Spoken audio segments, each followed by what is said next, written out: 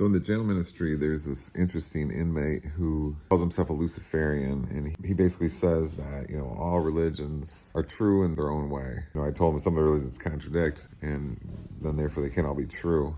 Like Islam and Christianity contradict a lot, for example. But anyway, he has really good argumentation to back up his position. I had one argument for him this week that seemed to show that Christianity is the only possible true religion. No other one can be true. And it was an interesting discussion he and I have. The argument goes as follows. The only type of God that can exist is one that is maximal sacrifice.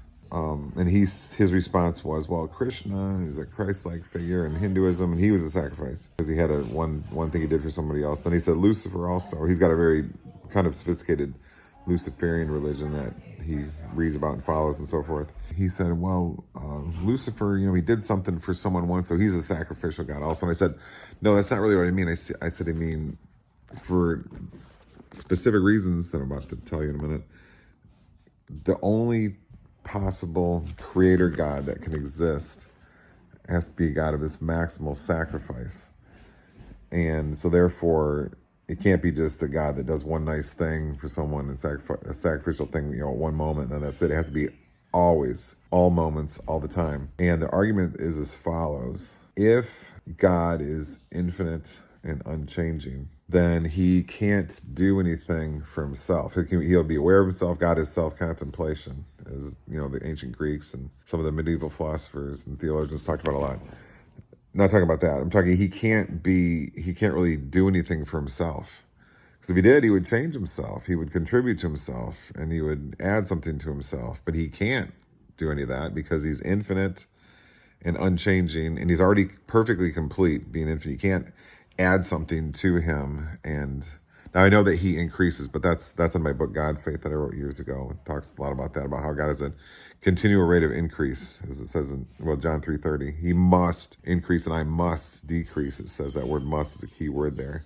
So a lot of people want to turn that into poetry. It doesn't really increase. It's just kind of some poetical statement. It's not the way I read the scripture. But anyway, so if God can't contribute to himself at all because he's already perfectly complete and nothing can therefore be added to him since he is infinite perfect completeness already, then the only thing he can do is things for other. He only can work for other. He only can, in all his infinity and infinite greatness, work for other. So that's why God can only be the purest, infinite sacrifice. So that's why God can only be the infinite, purest sacrifice. And the only type of God can be that. Now that's the Christian God. The Christian God is from eternity to eternity, maximal, infinite sacrifice. There's no spots where he's not.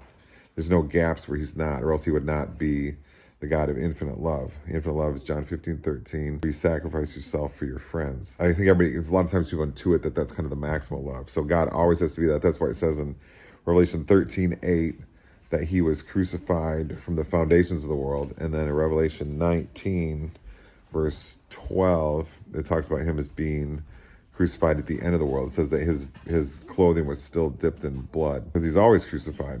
And then it says in Hebrews 9 that his crucifixion was just a display for, to show the world who he is, because we already was all that. So the only type of God that can exist then is the God of maximal, infinite sacrifice, always, continually, no gaps. And only the Christian God is that, as just explained, because he only can act by the infinite love of sacrifice. And it's very clear in the scripture that's all he's doing from eternity to eternity. So the only possible God there can be, only type of monotheistic creator God, the only type of creator of all things can be one of maximal sacrifice, which is only Christianity. And therefore, the only religion that can be logical, only can be true, is the one of the maximal, infinite sacrificial God, which is Christianity.